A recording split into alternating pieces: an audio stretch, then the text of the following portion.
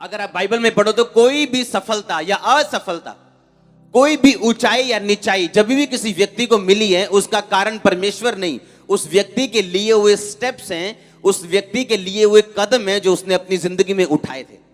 आमीन।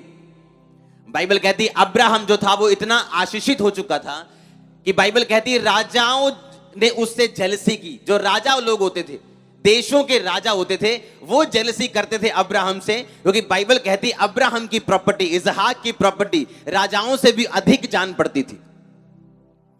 और अगर आप बाइबल को ध्यान से पढ़ें, अब्राहम के अंदर भी ऐसी आदतें थी परमेश्वर के वचन को इज्जत देने की। इसलिए उसने मलकीसिदक के याजक को, बाइबल कहती है, अपनी कमाई का 10वां हिस्सा दिया। अब्राहम की जिंदगी में 3 आदतें थी। पहला याजकों को देना, दूसरा परमेश्वर को देना। कितने मेरी बात को समझ रहे हैं? इसीलिए जब आप अब्राहम की जिंदगी को देखते थे तो हमेशा ऊंचाई पे देखते थे। कोई राजा उस पर कब्जा नहीं कर पाया, कोई उसको हरा नहीं पाया, और उसके अपने वंश ने उसका स्थान लिया। अब्राहम के बाद इसहाक आया, वेस्ट नहीं हुआ वो। आमीन। परमेश्वर के वचन को इज्जत देना, अब्राहम, याजकों को देना, अपने पड़ोसियों को देना। किसको दिया था उसने? लूत को। क्या बोला था उसने कि तू चुन ले, तुझे कौन सी चराई चाहिए, तुझे कौन सी चारागाह चाहिए अपने जानवरों के लिए, तू चुन ले, मैं तुझे वो देता हूं। ऐसा कभी नहीं हो सकता कि आप कुछ दें परमेश्वर के राज्य में और आप खाली रहें। अब्राहम इसलिए ग्रेट था, वो याजकों को देता था। परमेश्वर को उसने अपना इकलौता बेटा तक बो दिया था जब वो कुर्बानी देने गया था।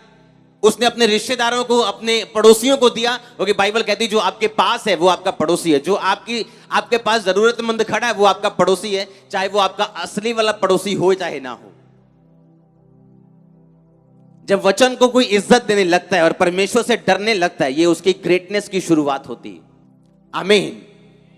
और बाइबल कहती है वो याजकों को देता था, मलकीसिदक के याजक को दिया। बाइबल कहती है उसने परमेश्वर में बोया। बाइबल कहती है उसने लोगों को दिया। हमेशा बोना उसकी जिंदगी थी, परमेश्वर के वचन का ऑनर करना। आप कैसे इज्जत देते हो परमेश्वर को कैसे मालूम पड़ता है कि आप संडे चर्च में हो, लेकिन आपके घर में शादी थी आपके रिश्तेदार की, आपके भाई की, आपकी बहन की, लेकिन संडे आप चर्च में हो। यह खुदा को ऑनर देने वाली बात है कि नहीं, संडे अगर मैरिज करोगे तो मैं नहीं जाऊंगा। अगर मुझे मैरिज पे बुलाना चाहते हो तो संडे के अलावा होनी चाहिए। यह प्रभु को इज्जत देने वाली बात है। कि कोई बिजनेसमैन फोन कर रहा है कि आज सबसे बड़ी डील करनी है भाई संडे को, तो भाई आज अगर डील ना भी हो कोई प्रॉब्लम नहीं, फायदा ना भी हो तो कोई प्रॉब्लम नहीं, क्योंकि मैंने अपना जो स्थान है संडे का प्रथम स्थान वो मैंने परमेश्वर को दिया। आमीन। कोई टीवी पे मेरा फेवरेट प्रोग्राम क्यों ना हो, लेकिन अगर जो प्रार्थना का टाइम है वो किसको दिया है? परमेश्वर को दिया। ये प्रभु को इज्जत देने वाली बातें। और ऐसा कभी नहीं हो सकता कि आप परमेश्वर को इज्जत दो और परमेश्वर आपको इज्जत ना दे। ऐसा नहीं हो सकता। परमेश्वर ने कहा कि मजदूर की मजदूरी मत रखना। जो सुबह से लेकर शाम तक अपने तन को, अपने मन को लगा के तेरा काम करता है, उसकी मजदूरी तुम मत रखना। अगर परमेश्वर हमसे यह कहता है कि तुम मजदूरों की मजदूरी मत रखना, तो वो हमारी मजदूरी भी रखता नहीं।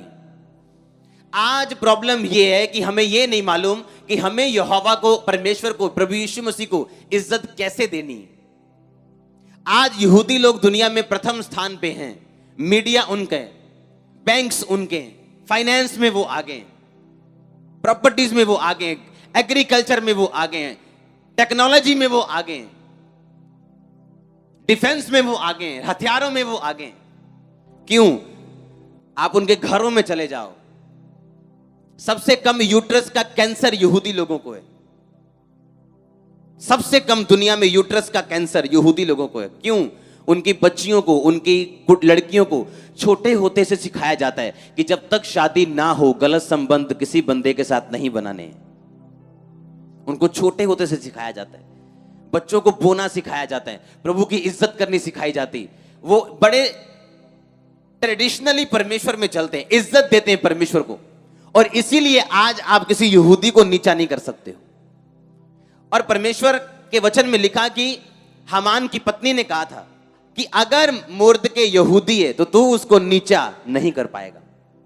चाहे तेरी पोजीशन ऊंची है, चाहे तू राजा के बाद तेरा नंबर आता है और मुर्दके सिंपल एक एम्प्लॉय है, पर फिर भी तू उसको नीचा नहीं कर पाएगा क्योंकि वो एक यहूदी है। आप एक आत्मिक यहूदी हैं और इसीलिए परमेश्वर ने आपको चुना एक प्रभावशाली नंबर 1 व्यक्ति बनाने के लिए।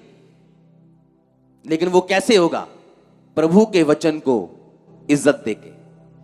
आप ऐसे नहीं कर सकते कि उसके वचन को डिसऑनर करो, उसके वचन की आप बेइज्जती करो और प्रभु से आशीष मांगो या प्रभु से ऊंचाई मांगो। ऐसा नहीं हो सकता कि आप अपने बिजनेस में झूठ बोलो 10 तरह के और फिर आप परमेश्वर से ब्लेसिंग मांगो। ऐसा नहीं हो सकता। जो उसके वचन को इज्जत देगा, परमेश्वर ने कहा मैं उसको ऊंचा करूंगा उन जातियों में जिन जातियों में मैंने तुझे चुना है। जब तू मेरे वचन को मुझे इज्जत देगा।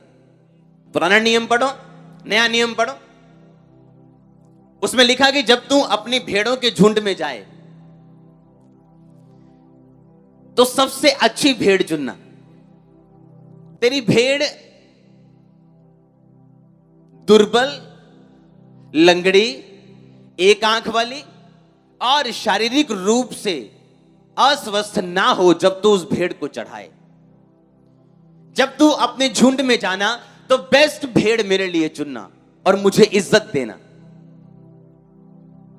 अगर आज भी मैं अपनी ऑफरिंग लेके आया हूं या मैं अपने स्पिरिचुअल फादर के पास अगर जाता हूं तो मेरे नोट भी कड़क होते हैं। नोट भी अगर मैं उनके पास जाऊं और जो मेरा सीड होता है वो कभी कटे फटे नोट वाला नहीं होता। नेवर। ऐसा कभी नहीं हुआ कि मैंने अपनी जेब से निकाला और मेरी जेब में सब तरह के नोट पड़े हों और मैंने छोटा निकाला हो। मैंने प्रभु को इज्जत दी है प्रैक्टिकली और इज्जत ले रहा हूं प्रैक्टिकली। और आप जानते हैं कि जब परमेश्वर आपको कोई चीज दे दे तो दुनिया उसे छीन नहीं सकती। वो चाहे इंटरनेट पे जाए, लाख बातें बोले, कुछ भी आपके लिए कहे, पर लोगों के दिल में जो आपके लिए भरा है वो उसे कोई निकाल नहीं सकता, क्योंकि वो किसी इंसान ने, किसी टेक्नोलॉजी ने, किसी काउंसलिंग ने नहीं भरा, वो परमेश्वर ने भरा है। हालेलुया।